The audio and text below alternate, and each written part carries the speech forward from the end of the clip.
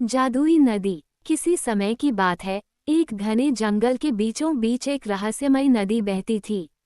लोग उसे जादुई नदी कहते थे क्योंकि उसमें जो भी चीज डाली जाती वह सोने में बदल जाती। यह नदी बहुत सुंदर थी, उसका पानी क्रिस्टल की तरह चमकता और रात में उसमें रंग बिरंगी रोशनी दिखाई देती। गांव के लोग इस नदी से बहुत प्रेम करते थे, लेकिन वे इसका दुरुपयोग नहीं करते थे। वे जानते थे कि लालच बुरी चीज होती है। परंतु एक दिन एक लालची व्यापारी उस नदी के बारे में सुनकर वहां आ पहुंचा। उसने नदी में ढेर सारी चीजें डालकर सोने में बदलने की कोशिश की, लेकिन नदी को ये पसंद नहीं आया।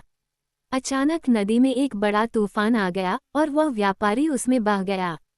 इसके बाद गांव के लोग और भी सतर्क हो गए। उन्होंने नदी की देखभाल करना शुरू किया और उसे स्वच्छ बनाए रखा।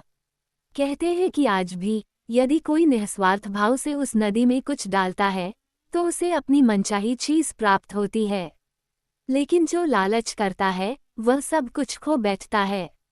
शिक्षा। लालच का अंत बुरा होता है, लेकिन सच्चे